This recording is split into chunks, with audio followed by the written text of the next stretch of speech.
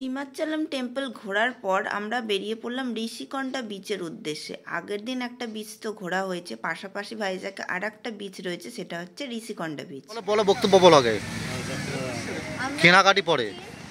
ঋষিকণ্ঠা beach কালকে ছিলাম, আরকে beach আর এটা ঋষিকণ্ঠা। আরকে বিচ তাহলে ওটা রামকৃষ্ণ বিচে, কালকেরটা ছিল আমি ভুল বলেছিলাম, কালকে ছিল ওটা রামকৃষ্ণ বিচ আর এটা ঋষিকণ্ঠা বিচ।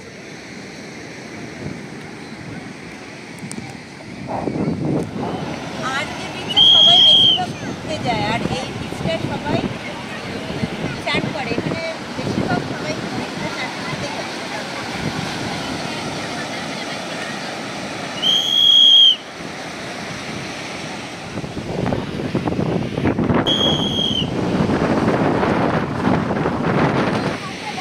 দারুণ লাগছে, ওখানে যাবো, ওখানে যাই, অনেকটা দূরে, অনেক হেঁটে যেতে হবে।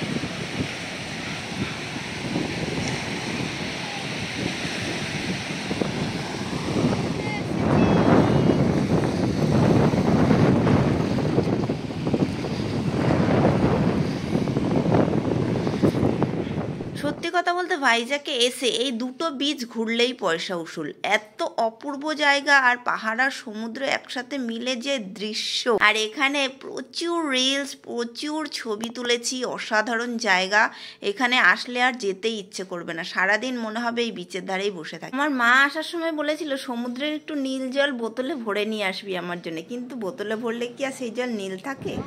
আমার চুলের অবস্থা খুব খারাপ, চুলটাকে বেঁধে ফেলি, তাহলে সব কেটে ফেলতে হবে চুল।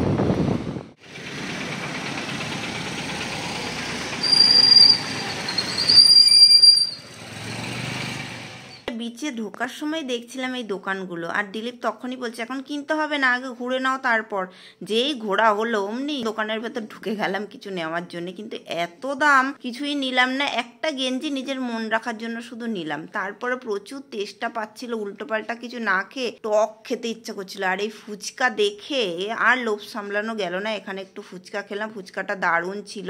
তারপরে ঘুরতে ঘুরতে দুপুর হয়ে গেছে, এখন কিছু খেতে হবে, প্রচুর খিদে পেয়েছিল, তাই একটা হোটেলে এসে ঢুকলাম। খাওয়া দাওয়া সেরে আবার এগোনো যাবে। Rice with chicken curry, rice with fish curry, rice with prawn curry.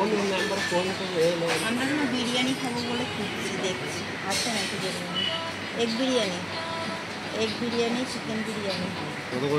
Egg biryani 160, chicken biryani 180।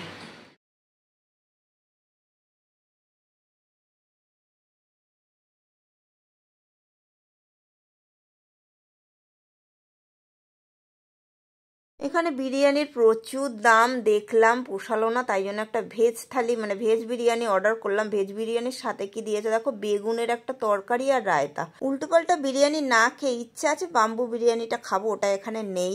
আজকের ব্লগটা কেমন লাগলো অবশ্যই কমেন্টে জানিও। নেক্সট ব্লগ দেখার জন্য চ্যানেলটা সাবস্ক্রাইব করে রাখো।